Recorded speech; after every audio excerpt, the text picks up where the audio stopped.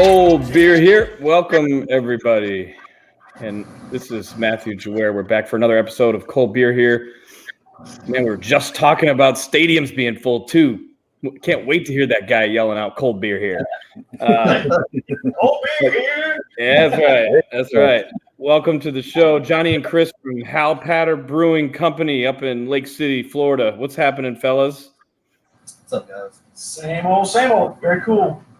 Tilly, what's going on, buddy? How you doing? I'm gonna use their answer. Same old. We're rolling into. I work at the University of Florida, so we're rolling almost into the end of this year for our trainees. We have interns, so talking about the beginning of college football, I'm like, dang, that means a lot of work is coming on August 1st, right before the new semester, a couple weeks before. So I'm ready for college football. I'm not so much as ready for the beginning of fall semester. Means a lot more work. That's the same shit that every kid that's ever been to school has ever said. Except I'm on the other side. I have to help them get stuff done. It's different. It's different kind of stress, but I'm good. Ready to So we thank you guys for coming on. Tilly and I talk about a bunch of random shit on here, plus some beers, and super excited to get you guys on here. Obviously, Jonny, I appreciate the hospitality from a couple months ago when I was up there. But what's been happening, man? How you guys doing? Tell us what's new. We're doing good, man. We had a couple of record months as far as sales is concerned. So we come awesome. roaring. Yeah, no, they keep talking about that wave of pent-up demand. It's for real, and luckily we have benefited from it. So it's been a good spring and early summer. Keeping the tanks full. Yeah, Constantly keeping me busy and tired. Yeah. You'd rather be like that than like the last 15 months. So that's great to hear for sure. For sure. And as a beer drinker, I've been a part of this wave on the other side of the aisle. I mean, I'd say I've been doing First Mag in Gainesville had a little drive through their little garage thing, and I went by there 2-3 times a week buying beer and driving through. So I've been part of the bottom side of it, waiting for it to crest. Now I'm just out there buying everything I can. So, we actually did a beer with them for their 5-year anniversary. They called us to do a beer. I was like, we were only a year and a half old, and we had just started doing sours. And I, at that time, was still doing all the purees by hand. So we bought all this chunk fruit, and we thaw it out. And I had a food macerator, and I macerated up. So we were making some killer sours back then. And they got wind of it, and they called. John Denny called me. He was like, hey, this is John Denny. You guys interested in going a beer with us for our 5-year collab for our 5-year anniversary? I was like, what the fuck are you calling me for? I was like, yeah, man. We'll do it. So we did a mango Nazi sour, and it was a big hit. They're they're good people, man, for sure. I had that one. Tell us about the brewery, getting your start. How did it all culminate together into, what it started at and where you're at now? So it's kind of an interesting story because there's 3 of us here. It's Jonny and I, and then we've got one more partner, who's Jeremy. He's actually my brother-in-law, and we were all home brewers, all fairly good at our craft. I mean, this guy obviously the best one of the 3 of us by far. But the story goes, honestly, I was sitting in my garage brewing a beer, home brewing by myself in Lake City, little old town, and this joker here got an article written up on him in our local news magazine, Currents, and it was all talking about him being a home brewer. And I literally Facebook messaged him. And I said, look, dude, just come over and brew with me. Come sit in the garage because I'm literally sitting here watching a pot boil by myself. Just come and brew. And it just so happened that Jer was up for the weekend, but he agreed. He came over, and Jesus, we started at probably 10 in the morning that morning, brewed a beer, had burgers. There were maybe a few beers consumed during the day. It never happened. But by the end of the night, I'm not shitting you, by the end of the night, the concept was formed, and that was in May, and by October we were doing tasting events. And by That was 2015. That was 2015, and by February the next year we had the building. So I mean, it really, when the three of us got together, I'm Captain Penny Pincher. I'm the business guy, the MBA in the group. Johnny's an automation engineer, and then Jeremy is a graphic designer. So when the three of us got together, it was like, holy crap, each have like it all just kind of happened. We had a 5-year plan. It turned into a 2-year plan. Yeah, exactly. and then what was fun about this community is that we would go out to tasting events, and the building that we're in got offered to us at a tasting event. They're like, hey, have you ever thought about the Montgomery Building? It's 10,000 square feet. We'll give it to you. And we're like, what?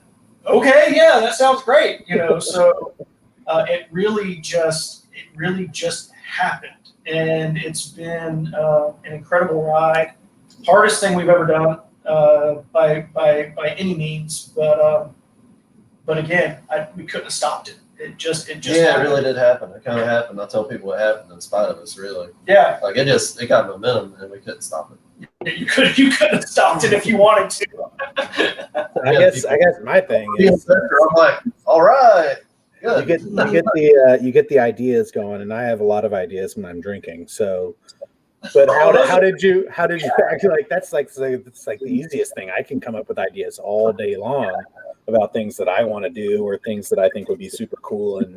But how did you transition from that idea into, like, making it occur? Because there's like, it's almost like the way you say it, like if I could do a montage, it would just be like hammers, nails, and hey, we're painting the wall, and then all of a sudden you have a brewery, and then like, but how did you, like, what's the progression if like someone is like out there and they're like, yeah, I really love brewing beer and I could totally brew some really good beer.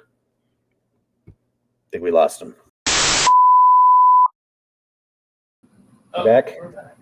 Okay. There we are. Okay, there we are. Okay. So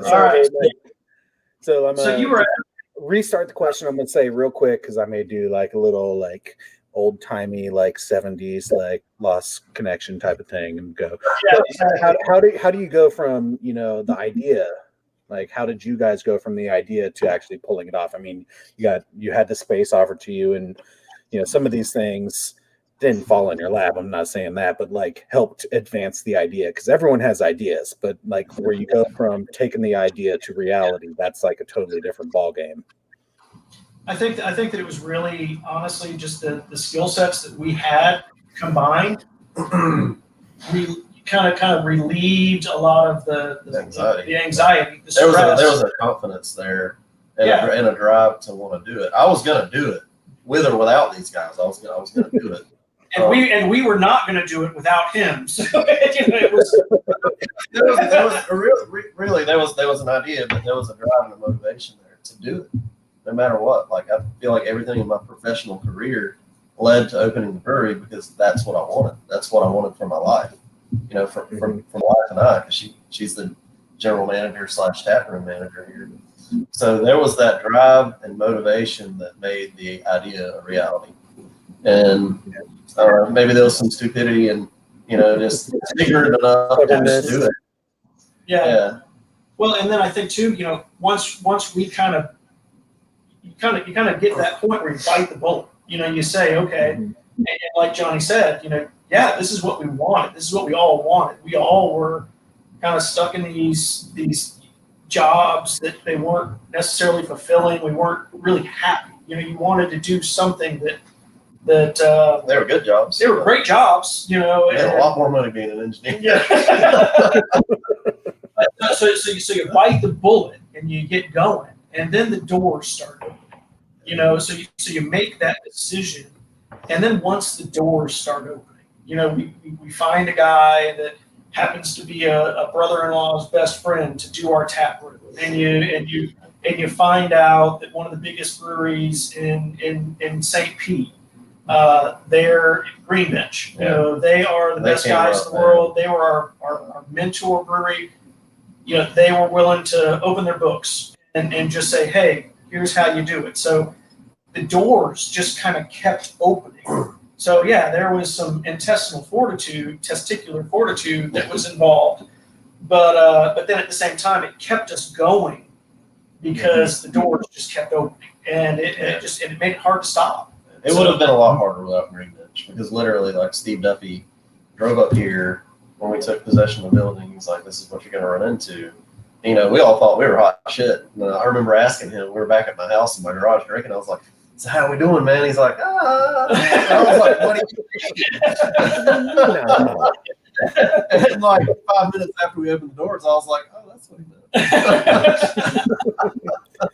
It's nice to have someone there to like help you along the journey. I know a lot of businesses aren't the same kind of way as far as like the collaboratory like attitude, or like the not always welcoming. I tell people as like there's competition, but you know what I've observed, there's a lot of people willing to help as well. So that's it's a healthy. So there are a few breweries out there that just won't have anything to do with anybody, but that's all right. You know that, and so it's the same thing with people. Most people are willing to help. Some people aren't. So you take what you can get out of them. So yeah, I mean, you know these. I think I had jobs too before, but my jobs weren't ever any good. And so I just sort of got forced down the path to something I finally liked. And I was like, oh, shit. And I got to do it because I've not liked anything else I've done. And I haven't made any money anyway. So fuck it. What am I going to do? Exactly. But I think that in our industry, the majority of us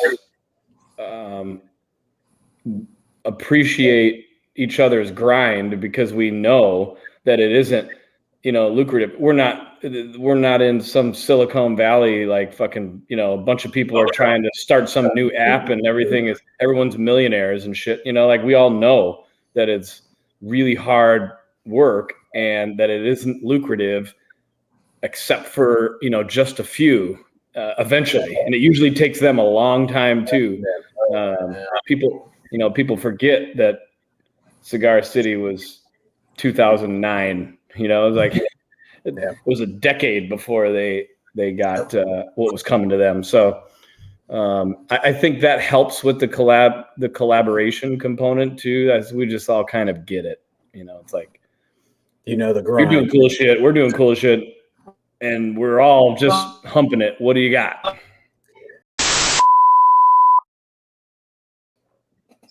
I was getting ready to just kind of say that, you know, that I think that all of us that have stuck around, and you know, there's some of us breweries. There's some of the breweries out there that have gotten into it for the money. They think that it's lucrative.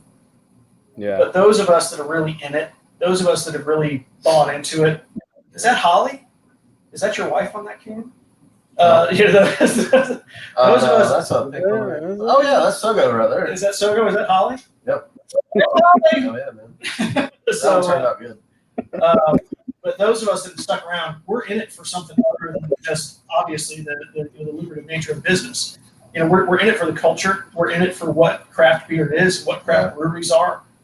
And I think that's a big part of what we do. We do it because we love seeing people and we love making people happy. Yep. And you know, it's a true, you know, kind of testament to community and that kind of thing. So yeah, I really do enjoy going home and then drinking something that I do all day. You know what I mean? Like most people, they want to like leave their job and then like, what am I going to drink tonight so I can forget about that? But there are those days. Yeah, exactly. Of course. Of course. That's the great eraser. And you know it was an extra bad day when you're like, fuck it, and you just grab vodka, right? You're like, you know what, fuck that can of beer, I'm drinking vodka. Shine, baby. But yeah, I thought it was certainly a turning point in my life when I just got jobs selling beer. My buddy had a brewery, and I was like, this is cool. I don't know really anything about it. Let me go do it. And about 2 months later, I was like, this is great. I was like, I love this. And that was probably the first time since running routes and catching balls that I liked anything that I did. Yeah. It'd been a long time just kind of shoveling shit at whatever corporate job, hired you, and et cetera, et cetera. But a lot of us come from that. A lot of us come from that same thing, Jim Barry from Barry House. Like, that dude is he's, I think, still a bar licensed attorney.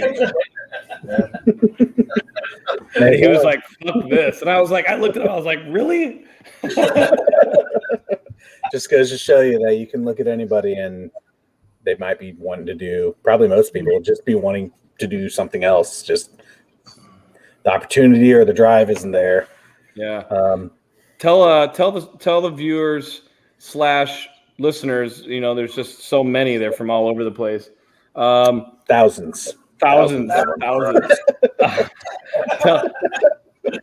all. Tell them a little bit of history on the building you guys are in, where the brewery is, because it's an awesome spot and it's got a cool history.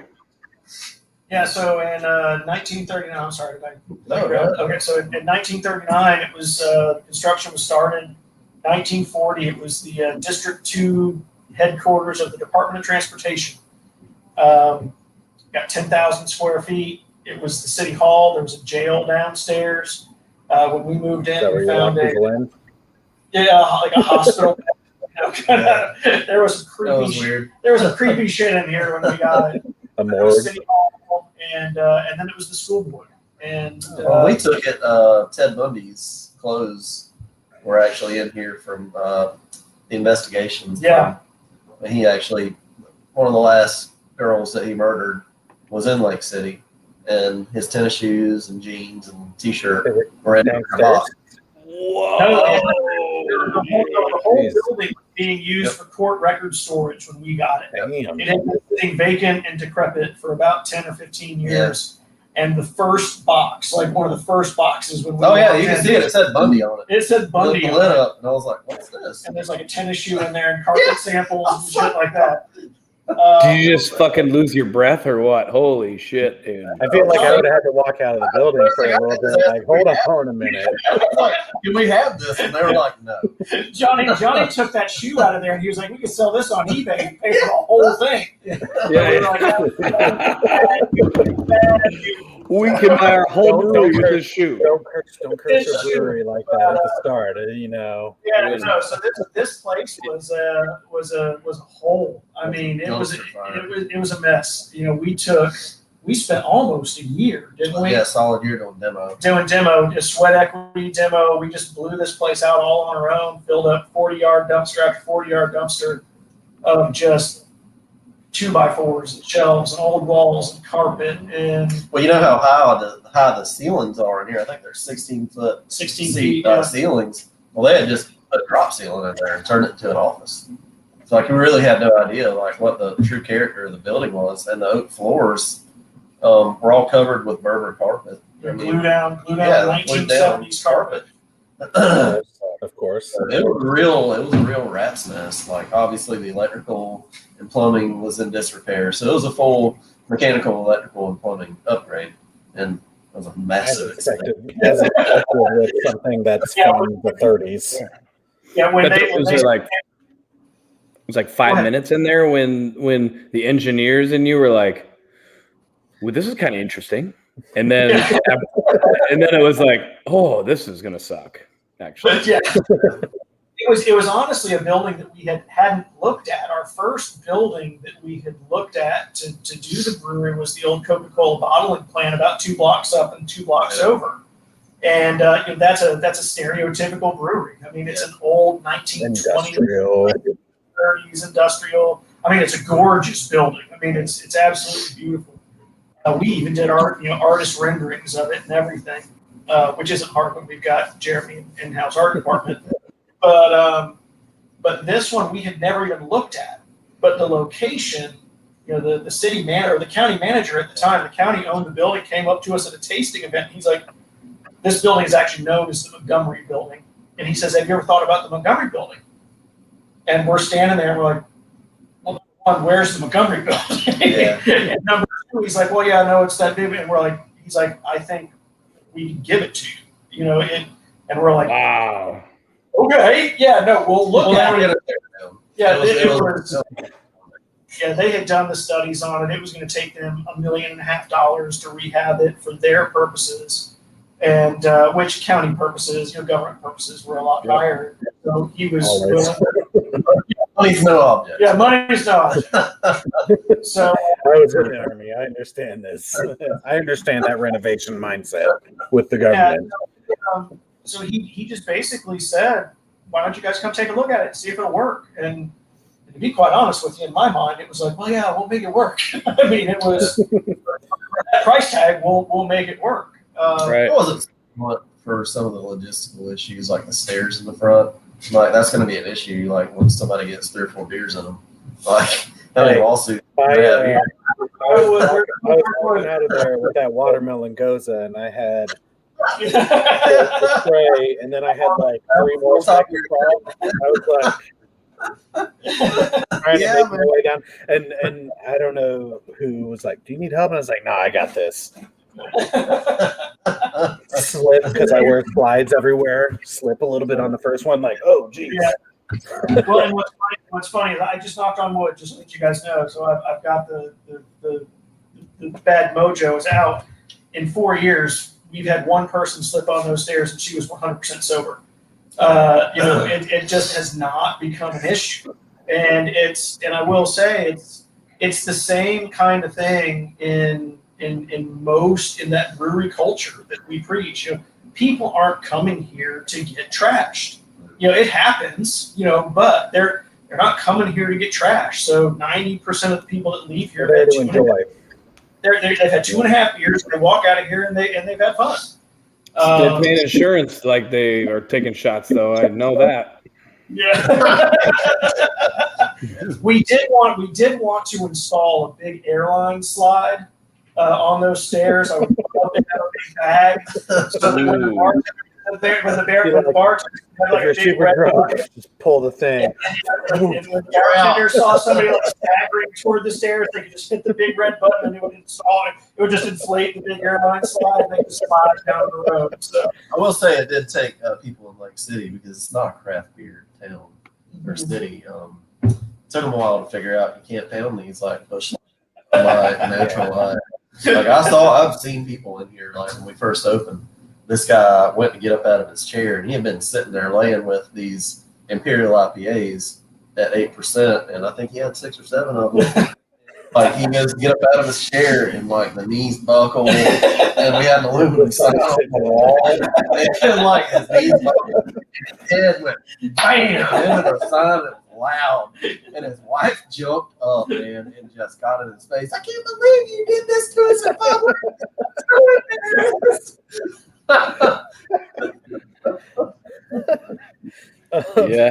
Yeah. I gotta believe you guys, when you open, had some good old-fashioned yellow beers on tap because you knew that there was going to be some of that coming in the door, obviously.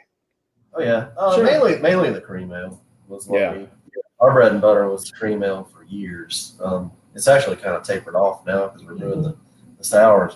People, and then we're doing more lagers now. People are really into the lagers. So yeah, the cream ale is kind of tapered off a little bit. Our Irish Red is a really big seller. People love it. Yeah. So yeah, it's kind of a diverse scene up here now. So we've definitely had an impact on people. I always tell people, I was like, because I live in Melrose, so I know what it's like to live in a small, even smaller than Lake City. So I know like the attitudes about like beer and drinking around here. It's about quantity and it's about stuff you can't taste, especially after you've had like 2 or 3.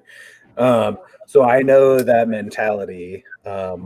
And I still always tell people, I was like, I feel like a craft brewery can survive anywhere as long as you know your clientele. Like you can set it up from the start and you can kind of dip people into other stuff as you move along. I worked at a craft beer bar.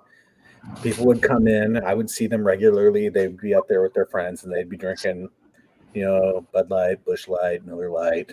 And then I would just recommend things like Weinstefan or Hefeweizen. Like, here, try this. And then they'd drink that. And like slowly you can like move them into some other stuff. Even if they're not getting into like imperial IPAs and barrel-aged stouts and everything else that craft beer was several years ago.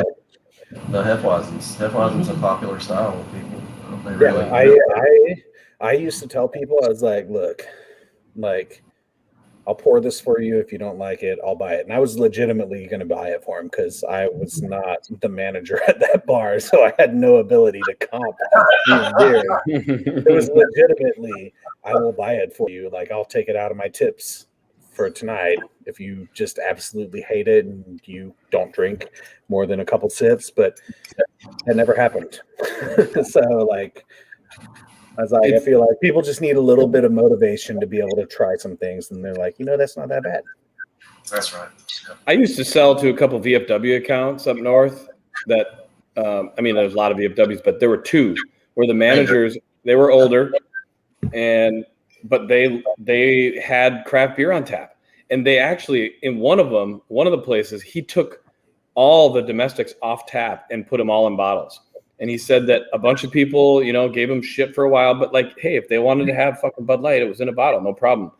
But he only had 6 taps, and they were all local Minnesota, Minneapolis craft beers, and that shit got rolling. And man, he was moving through some kegs, and because he just, people just eventually is like, all right, fine, what's this? And if you try little bits of 6 beers, what's going to happen is you're going to like one of them more than the others. Even if you don't like it that much, you're going to be like, yeah, that one wasn't that bad. I'll have that. And they'll have one. And they'll come back and there'll be something new. And they'll try that. And then eventually, they don't necessarily have to move that far to be drinking. Like, there's a bunch of pale ales being made that are pretty fucking reasonable. At that time especially. Nobody buys pale ales anymore. Yeah. I had a really fun with one of our patrons about our brown ale, our big out brown ale. And he was probably, do the math, I don't know, he was in World War II, so he was in Britain and that kind of thing. So 85, ish. No, yeah. Do the math, 85, yeah. 1942. So anyway, he was an elderly gentleman, and he tried it. No, he had been over. This was a couple years ago. So 85, 90. Let's just put it that way. He was in World War II. Old. He was old. Get up there. And not your stereotypical craft beer drinker. Let's just put it that way. And he tried that, and I swear to goodness, his eyes welled up a little bit. And he says, man, this reminds me of the stuff that I used to drink when I was overseas. And we just really sat down and had a really cool conversation about that. And I'm like, wow, craft beer can really, bringing back some of these styles and offering people something other than just Ultra and Miller Lite can really mean something to people. And it was a really moving experience. Even beyond the macro beers, so American craft beer, it seemed like when I first got into it, I was in my last year in the Army, maybe about to get out. So it was about 10, 11 years ago, maybe 12. It was all IPAs. It was all American IPAs. Every single thing you could find. I mean, that's not the only thing that existed, but if you went into a bar that served craft beer, that was the only thing that seemed like it existed. And I did not like IPAs. I was like, I don't like them. They taste weird. They taste bitter or whatever. I don't like them. And we've talked about this on the podcast. I got into drinking craft beer because I started doing a lot of Irish car bombs. And I got used to the taste of a stout, just Guinness, and that feeling. And then so I drank a ton of stouts over the next 2 years, and like I would only ever drink IPAs when I had like 2 or 3 stouts or porters or anything in that kind of darker range. So, but yeah, like if you're coming into craft beer now, you're coming into the perfect time frame for beer, because there's so much out there. Like you've got sours, you've got imperial IPAs, you've got hazy IPAs, like you've got, these are all beers that I haven't. Then again, if you really just want, if you really just want something yellow, we got that too. Like there's so many there, like, and I know all of these options existed. Sours didn't just come into being in the last 2 years. Hazy IPAs, they've existed, but they really gained popularity about 4 years ago. Like these things all were around, but like I swear, when I got into craft beer, it was IPAs, just American style, 7.5% high hop, bitter IPAs. Such a different flavor profile than what people were used to drinking, that it was so interesting. People were just like, whoa. Yeah, that's Green Flash, Sierra Nevada, Stone. Remember, man, they were putting out some kick-ass IPAs back in the day, man. Alice Point was up there. Like Shoots had several like grapefruit sculpin, and that was like, dude, that grapefruit sculpin, dude. I drank. Oh, dude, I drank so much of it. That was the first one. The rest of the sculpins can, piss up a rope as far as I'm concerned. But the grapefruit was just an incredible, incredible beer, because it had that real flavor, like the shit that we're all drinking now in sours and milkshakes and smoothies and whatever, like that like real crazy candy fruit flavor. That's what they did with their IPA, and they were the first really that at least made it to Minnesota, and where we were like, whoa. Because most people would put people would put fruit in a wheat beer, or there would be, that's been going on for a long time. I remember having a blueberry wheat way before craft beer was even a thing out in Boston. But the IPA with the grapefruit was such a perfect pairing, and it was fruit, and you were just like, it was honestly the first time like I had at that point, craft beer, but it was the first time that I saw like such a natural pairing of some sort of fruit. Like you'd be like, well, like orange slice and your fucking whatever wheat beer, and you're like, okay, I mean, but it's good, I guess, but it doesn't, like, it's not a natural pairing in my mind. But like grapefruit going into IPAs, and when they did that, I was like, oh my god, this is the perfect kind of like sour bitter to go with like these heavily hopped like American IPAs, and it just blew my mind. I had so much of it. I like the. You got cut out. I can't hear. I like the Green Flash West Coast IPA. Yeah. Mm-hmm. You can't. I don't think you can get that anywhere on the East Coast anymore. But man, I drank so much of that stuff too. The grapefruit and Green Flash, man, just excellent IPAs. I actually had to look up like the Green Flash just specifically because of that brewery. That's the only reason I know what the hell that is. Yeah, the Shoots Fresh Squeeze and the Shoots Mirror Pond, which was before that. Those were huge up in the Midwest. And I remember, that Mirror Pond, I just remember being like, that was one of the ones where I was like, what is this? We go out there to Bend, Northern. We have some friends that live up there. And we get to go to the brew pub / tap room up there to Shoots. That was the first beer I had in Bend, Oregon, was a Mirror Pond. I was like, that is fucking good right there, man. Yeah, it's a good beer. It's like, what's too bad is that there are definitely beers that I guess kind of like stand-up comedy and shit, like that just don't stand the test of time. That were really, really good. And I know that beer is good beer. It's just like, it's one of those things where I had one not that long ago. I remember finding, I was like, oh. And I'm just like, shit. It sounds wrong. You know, Very elder. Yeah. it's not the beer. It's still good beer. It's just your palate's changed and like, you know, things change. This industry is so funny because the palates do change. They move. And if you're not with it, then you can become irrelevant very quickly. That's one thing that was one of the most important lessons we learned after we opened was the necessity to be in front of the change in the market and the willingness to change. Because I remember when we opened, I said, I'm never brewing a sour. I'm not doing it. Like, we're Irish red and cream ale, and ale. We're brewing it. You know, the basic styles. And less than a year into it, we're brewing sours. And it's like, oh shit, that was the best decision we ever made. I do have to say though, like from a small town perspective, like you have to start with some, in my mind, like I'm not an expert on the beer industry. I'm not going to pretend that I am, but as a consumer, if I'm going back to like when I was first starting, you need some accessible beer, especially when you're starting in a place like Lake City. That's right, man. Like you need some accessible styles that you can take people who are used to 24 pack on the counter at the gas station into something that's different.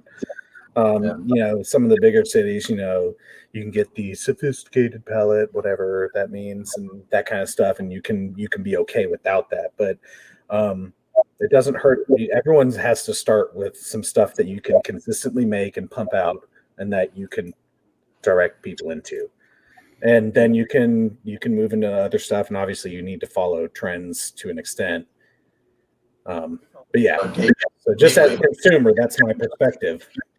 Yeah, Go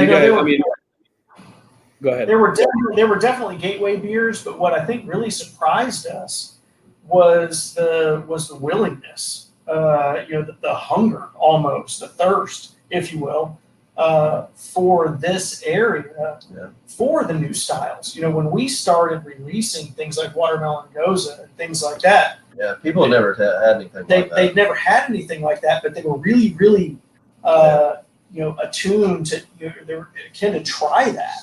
And then when they did, they were like, "Holy crap! You know, there's more to the beer world than just Ultra." Yeah, and to an area like this, it's really important to get it right. Pretty close to the first time. Mm-hmm. Like, you don't have to nail it every time. But like when you're dealing with people that are skeptical already, like, and you give them something, you're like, "This is good," and they're like, "Oh, this is crap." Then it's hard to get them back. So like, you have to really, really. First impressions matter. And I think being in a brewery, as a consumer, when you're in the brewery, there's a bit of that when in Rome, thing. So they're already like, I'm in for this one. Like, you do have to hit it and be good, but like they're there. They're like, hey, I'm here. What do you got? If you can hit we talked about percentage. We talked about this a lot when we opened. Is this, the facility, we'll bring them in one time.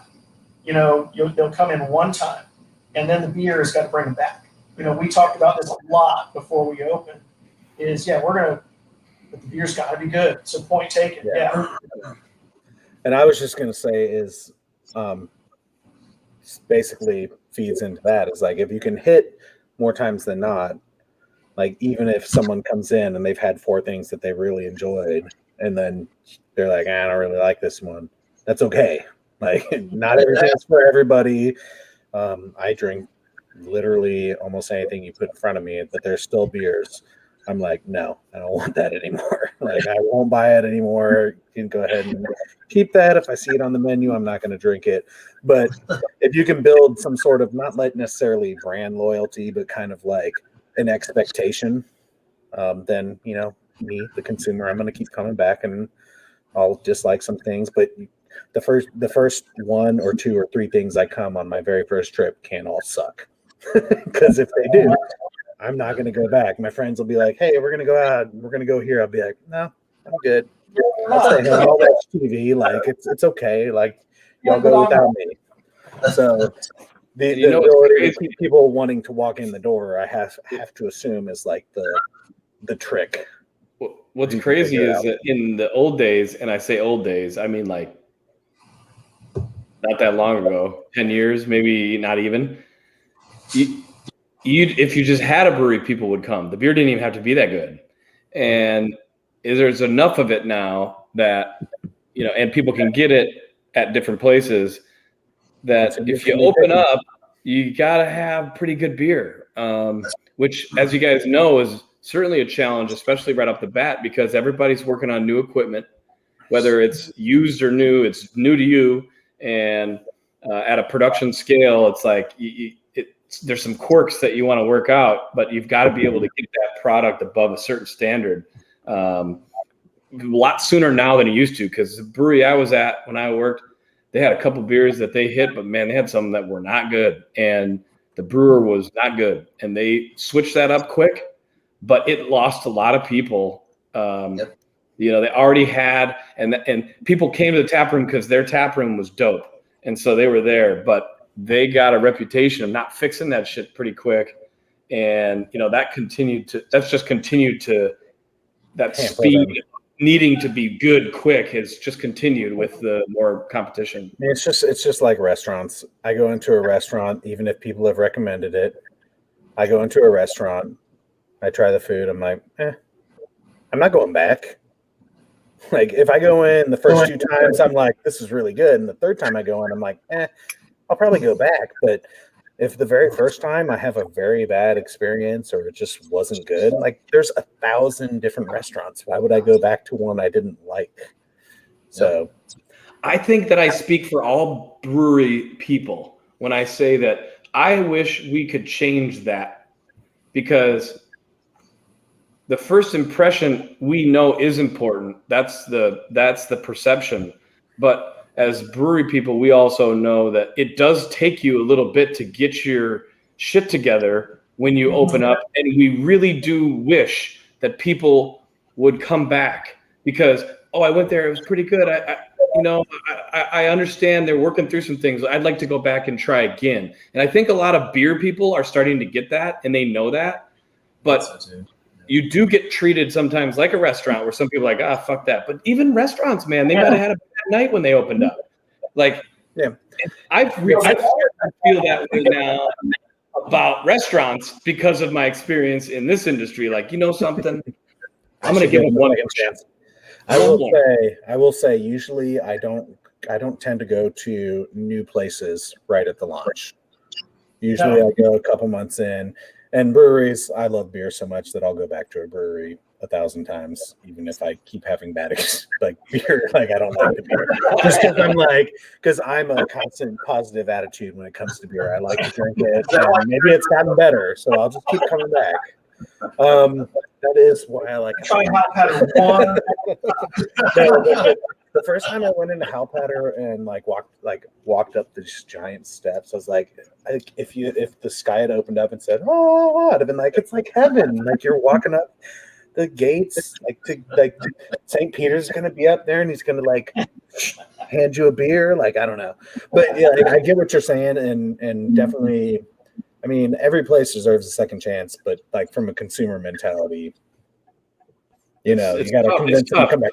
And beer has the benefit of, honestly, beer's relatively cheap as opposed to going to a restaurant. So if I walk in, or I'll go back with a friend and be like, I'll try this one, and I drink it.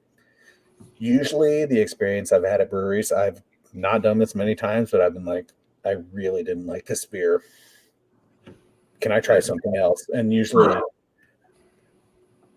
get something else that I appreciate more and not have to pay for the one that I didn't like. And hopefully that gives them something to improve upon, or just at least feedback. But you don't normally get that in restaurants. If you're like, this food really wasn't that good, they're like, was there a pubic hair in it or something? You're like, no. And they're like, well, too bad. Too bad. So there's some differences involved there. Oh, you bringing us food? So these boys some food. This is Jeremy. This is the third owner, and he has now run. That's the kitchen. Yeah, he's running the kitchen slash graphic designer. Yes. That's. I saw the ad for kitchen help. I did. Yeah. You want a job? Actually, No. I'm sorry. We just filmed it tonight, so. Yeah. You guys, That's is good. there, really well, Johnny knows because when I was there, like our kitchen crushes it. We don't, it's not our operation. And that was like we had to run it initially and the food was good too, but it was just killing us. And we wanted, real food people to be in there to do the food people. And that's just been a godsend for us to not have to worry about that. People, and like, that was a tough thing for us to land also. Cause it took like probably 6-7 months. But that, man, I know the grind. Food shit it's so important, but it's just, oh shit, it sucks. It's a different type of ass, huh? Yeah, no, I mean, it kept us open. I mean, that's true. During COVID, it was extreme. I always joke, I'm like, we do the Howard's Rock kind of thing with our restaurant license. Every time we walk into the building, because we had that restaurant day one. Yeah. So we were open a solid 3 to 6 months more than most breweries in the state of Florida because we were a restaurant from the get-go. Yeah, and same. that was huge. That was huge for us. So yeah, stroke of luck for us, really. Yeah. Tell us what you guys got coming up here. Johnny, we talked real quick, but I mean, end of August, I know we got Tallahassee Beer Fest, so you got some stuff brewing for that, but you got some other stuff I think that you got happening here in the meantime. What's going on? So we had our POG, Imperial Florida Weiss, and Mango Imperial Goza that we did this last weekend. It was, we did good on that one. I was filling bistro orders all day with that today. That was fun. The notorious POG. Yeah, the notorious POG. I mean, that's what we're going to name it. But not this weekend, but coming up weekend, we have another pastry sour coming out. It's going to be a pineapple upside down cake pastry sour. We did a blonde ale with it. It was super popular, really delicious. We hit on some of that. I was like, man, we got to turn that into a pastry sour. So that'll be the last can release in July. Then August, we have 2 punch outs on the same weekend. That'll be the second weekend in July. Your shirt's coming back out, baby. Yep. So one of them will be grape, and the other one will be a fruit punch vanilla Imperial Goza punch out, and then we'll have a banana pudding. Great. We'll have a banana pudding pastry and banana hammock. So we'll have a fun label for that one. I kind of planned out like a couple of months in advance. That's about the best I can do. It's nice. And then rolling into fall, we've got Oktoberfest and festival season. A lot of festivals happening in October. So yeah, we got Tally. So we'll bring the punch outs and the banana hammock to Tallahassee. You heard him. He's bringing the banana hammock to Tallahassee Beer Festival. Somebody's got to wear that behind the table when they're serving, dude. Come on. You got to be like in the banana suit, wearing a banana hammock, and really double down on the whole idea. So we'll have an Imperial coconut coffee porter. That's one of our more popular beers as well. We do a coconut coffee porter, and people really enjoy that one. So I'm gonna do an Imperial version of that, so they can enjoy it more. Yeah. or less, depending on your perspective. Imperial to regular, less or more. More is sometimes less. We'll see. Yeah, we'll see. And then core beers. You got to keep the core beers going. You guys know that. So you got to sprinkle those in the production schedule. So. Yeah. So you guys are I did re-mention to Joe too. We got to get together and do some kind of collab, something. What you guys are distributing with Progressive that down here in this area? How far north does that go? Does that go to Ocala? Actually, I think it's just north of Orlando. Is where It's just north of Orlando. Dunellen is about where Progressive stops, and then we're with Cone Distributing into Ocala and down into Dunellen. So, Yeah. but yeah, Progressive picks up everything but the 22 counties that Cone covers.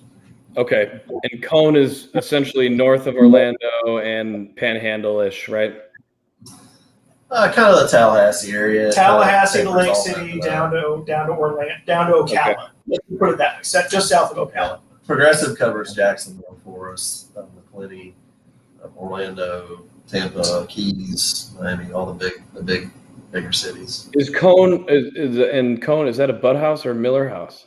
Miller Courts House. Miller, of course. Yeah. Cool. Yeah, we definitely. I don't think anybody. To be honest with you. Anytime you say cold, people go. Well, but hey, if they do a good job, they do a good job. I mean, Our beer. They do. we aren't in a position to make a whole lot of calls in these negotiations. So it is what it is. It is. Yeah. You gotta do what you gotta do. Yeah. And sometimes you gotta play with some of these bigger companies just to get it out there. Like I said, I worked at a craft beer bar and we had like 6-7 different distribution reps coming in, always like with here. And then we try them and they're like, hey, do you want a 6-pack? I'm like, yeah, I want a 6-pack. Give me a 6-pack of everything you got in the back of your little like van back there. While you're at it. Those guys honestly don't give a shit. Like, I've like gotten red faced with them, just like just chewing their ass, and they're like, "That's nuts." They don't. That's nuts. What are you gonna do about it? You get that off your chest, bud.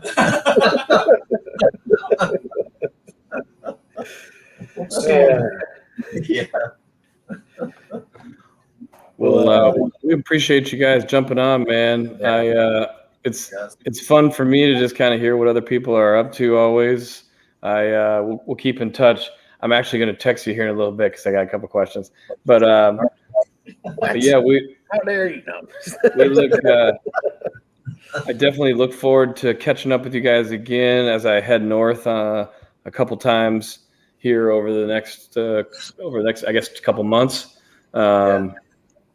Let's keep chatting and let's see if we can't do a tasting on this podcast with a collab beer here in the next little while. There's a good idea. Yeah. There you go.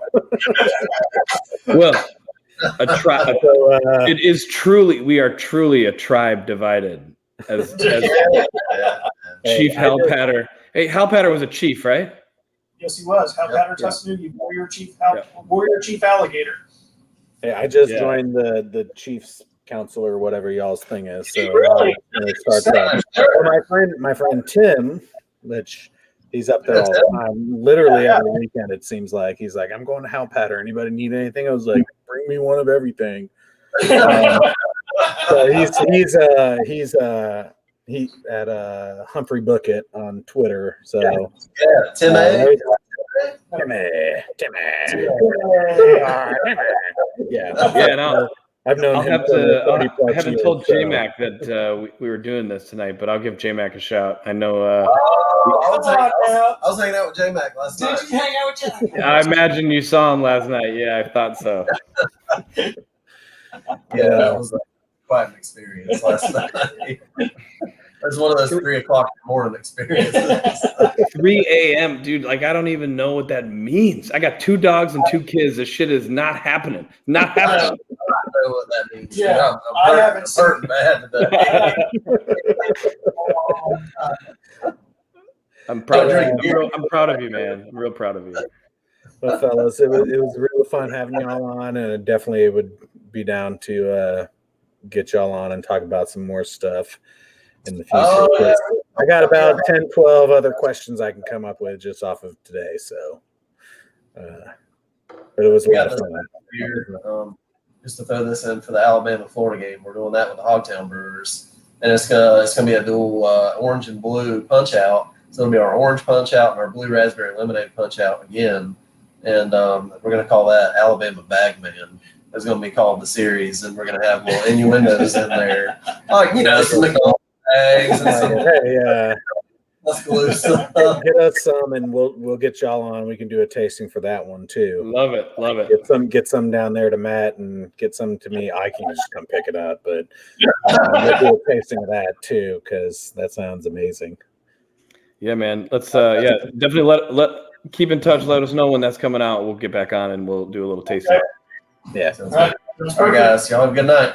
And Yeah, you anytime too. y'all have an event coming up, let us know. Cheers, guys. Cheers. Cheers.